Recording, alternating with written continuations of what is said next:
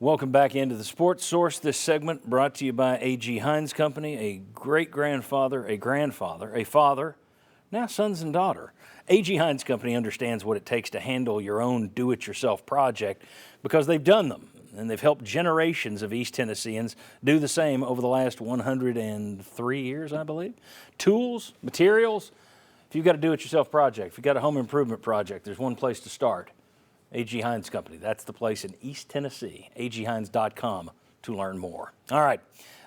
Tennessee, a 2-seed, won their regional at Clemson. Southern Miss, a 2-seed, won their regional at Auburn. But because the NCAA doesn't seed their whole tournament field, both teams were left to wait for a closed-door meeting. And then they were just told it's going to Southern Miss because. You would have to think the because was money, but the NCAA doesn't give a lot of details on why they do anything. The question for me is, and here's the thing, as I said going to break, that made Tennessee fans mad that it was shipped down there. These teams were pretty close, RPI. One won their conference, one didn't, one played in a better conference, et cetera. Whoever got shipped to the other place, that fan base would have said, we got hosed. Mm-hmm. You could avoid this by simply seeding things, I would imagine. Jimmy, your thoughts on fixing this? And I would look at it as fixing it not just for baseball. Why don't you just have one set of how we do things for all these sports? Number one, I don't like the NCAA making decisions on the fly. They're not that smart. Secondly, I would seed all 64 teams. So then you are predetermined as to what you're going to do. Now, I heard they're going to seed through 32. Well, go ahead and seed all of them. The other thing is, let's have an open-door meeting, not a closed-door meeting. Explain your decision. If you can't explain it, then what are you hiding? So somebody should come out and say, this is the reason we did this. So anyway, but I think you can predetermine it. Don't have the NCAA making decisions after the tournament starts. It looks improper, whether it was or not. Mm-hmm. When you close the door and then don't explain, it looks improper. So you've added that. Everyone always thinks everything's a conspiracy theory anyway these days, but you're giving them a reason to think that when you do that.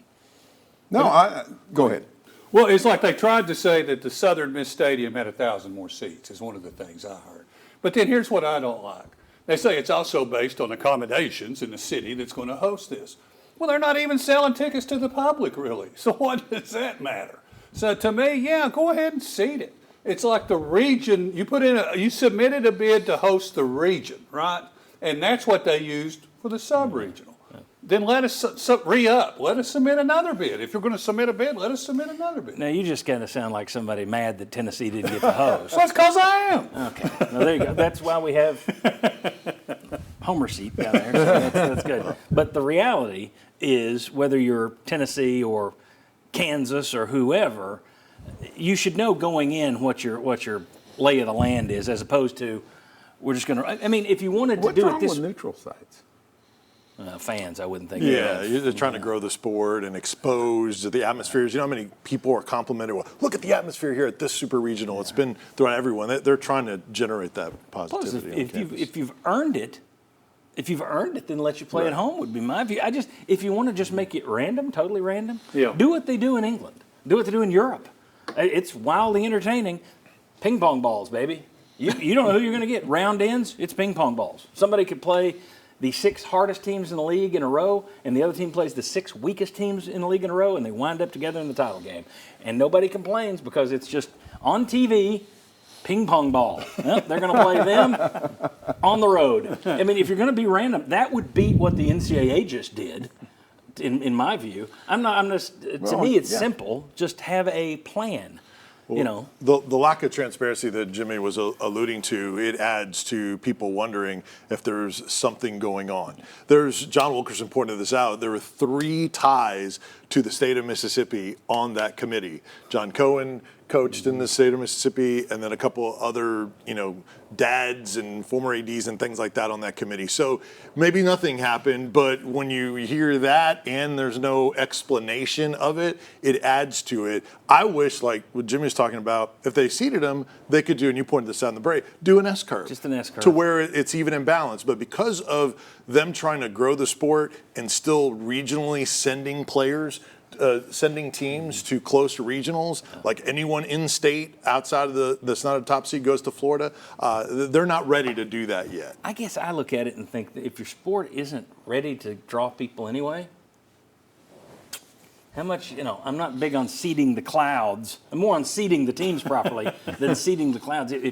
If the problem is, well, the sport isn't big enough for us to do this, that's a question about the sport to me. I would just, if I were the NCAA, I would have my football, I would have my basketball, I would have my baseball, my softball. All of these are done the same way. And here are the criteria. It's not different sport to sport. We look at this computer ranking, that helps us. We look at who you play at home. We look at who you play on the road. We look at who you play conference, non-conference. These are the criteria to where it doesn't change sport to sport or year to year. It is just done.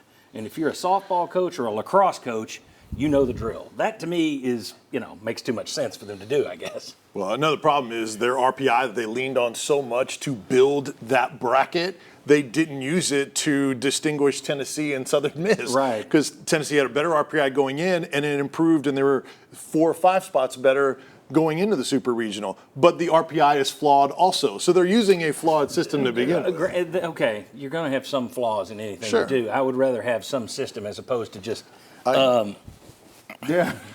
And they use the same thing, geography, in softball as well, and that's a popular growing sport too. It's just the stage of where those two sports are in its growth. But I agree with you, uniformity would be nice. Just go ahead and seed them. I mean, I think we agree on that, don't we? I mean, this time you had 2 number 2 seeds, both advance.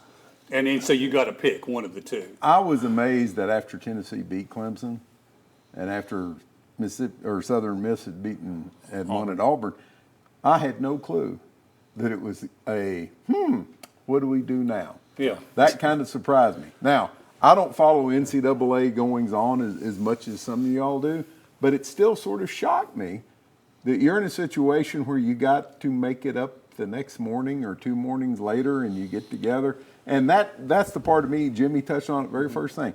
That's the part of me that I had the biggest problem with. Not Tennessee going to Southern Miss, the fact that you didn't have a plan for this sort of thing. Or rationale to explain what you were doing. Yeah. When the NCAA decides home teams based on coin flips. flips, like they did yesterday That's for another Game one, 3, stupid. then no, that is not surprising that they would handle Well, see, it. there's another benefit. We're going to seed it, and whoever the higher seed is, the remaining, that's the home team in that game. Right. That's the way it works. Yeah, whoever beat the team that had the highest ranked regional host, and that would have been Tennessee versus Southern Miss beating the 13 Auburn. Just have some sort of criteria if you're not going to rank all 64 teams. Yeah. While we're talking conspiracy theories, there were some people that threw it out there. Do you think there's any chance the NCAA looked at Tennessee and said, "You're the bad boys. No one likes you.